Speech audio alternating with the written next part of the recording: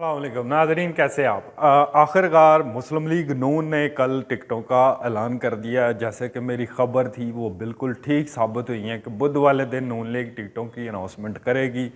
तलाल चौधरी को टिकट नहीं मिलेगा और वो नहीं मिला और टिकटों का ऐलान हो गया। वो जो जाली चमगादड़ी था, रावी था, वो भी बढ़ गया है। ये सिर्फ हीरो बना हुआ है मरीम नवाज़ के सर पे।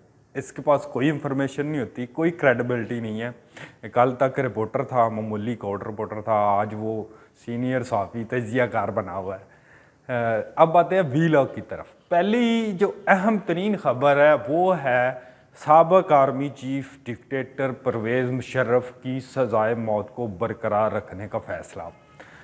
ये दो बड़ी खबरें हैं कल के दिन। मुज़ाहिर नकवी का इस्तीफ़ा है, फिर फैज़ हमीद पेश होते हैं फैज़ाबाद धरना कमीशन में। ये इससे तीन चीज़ें ना लिंक हो रही हैं बुनियादी तौर पे। पहले नंबर पे पाकिस्तान में जो जुडिशरी का म्यार था, आपको पता है कि आलमी रैंकिंग में पाकिस्तान आज भी 140वें नंबर पर है। आपकी जुडिशरी जो है, जस्टिस फ़ायज़ ईसा के चीफ जस्टिस बनने के बाद आपकी जुडिशरी को 3 बड़े बूस्ट मिले हैं बुनियादी तौर पे। एक तो चीफ जस्टिस ने सबसे पहले सुप्रीम कोर्ट प्रोसीजर एक्ट का जो फैसला दिया था वो आपकी पार्लियामेंट की बालादस्ती को तस्लीम करने का बुनियादी तौर पे फैसला था। दूसरा फैसला उन्होंने दिया जो ताहयात नहली वाला था, ये भी पार्लियामेंट की बालादस्ती को तस्लीम किया गया। तीसरा फैसला था कि मुशर्रफ की गद्दारी केस में सजाए मौत बरकरार। तीनों ही पार्लियामेंट के बनाए हुए आइन कानून से रिलेटेड फैसले थे। तीनों में पार्लियामेंट की बालादस्ती को तस्लीम किया गया।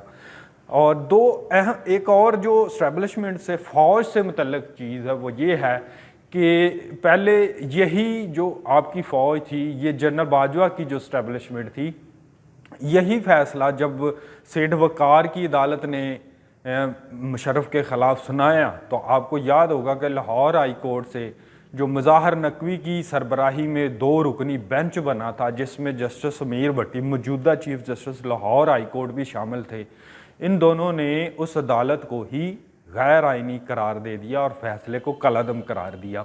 और जनरल बाजवा की इस्टेब्लिशमेंट ने उस वक्त मुशर्रफ को बचाया। और अहम बात यह है कि आज की जो जनरल आसिम मुनीर की इस्टेब्लिशमेंट है, इनकी क़यादत है, जो फौजी लीडरशिप है, इनके अंडर आपने देखा होगा कि 2 अहम चीज़ें सामने आई है कि इन्होंने वजारत दफा के परसू और बराह रास्त फ़ौज के ज़रिए इस केस में फ़रीक नहीं बने। मुशर्रफ वाले केस में जब फ़ायज़ ईसा की कोर्ट में ये केस चल रहा था, और दूसरे नंबर पे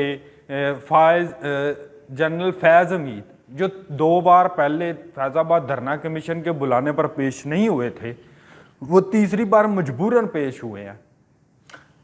जनरल आसिम मुनीर फ़ायज़ ईसा के पीछे नहीं खड़े थे, उनकी सपोर्ट नहीं कर रहे थे।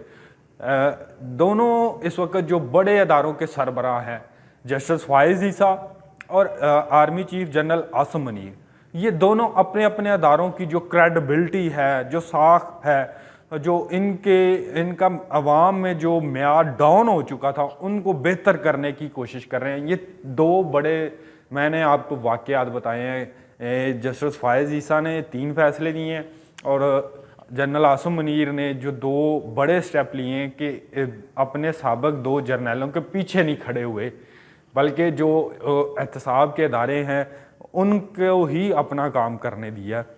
ये एक अच्छा स्टेप है कि पाकिस्तान की इस्टेब्लिशमेंट और जुडिशरी जो है वो ख़ुद को एहतसाब के लिए पेश कर रही है। और जहाँ तक बात है मुज़ाहिर नकवी की, मुज़ाहिर नकवी को जनरल मुशर्रफ की सज़ा कलअदम करने का इनाम मिला था और कल के दिन ही मुशर्रफ की सज़ाए मौत भी बरकरार हुई है और मुज़ाहिर नकवी भी सज़ा के साथ ही सुप्रीम कोर्ट से रुखसत हो गए हैं।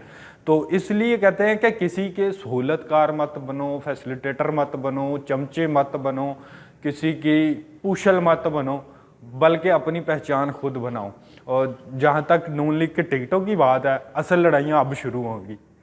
मॉडल टाउन के बाहर एहतजाज शुरू होंगे, जगह जगह नून लीग के एमपी एमएनए के घरों के बाहर आप देखेंगे, हो सकता है जाती उम्रा के बाहर भी एहतजाज हो, शहबाज शरीफ के घर के बाहर भी एहतजाज हो।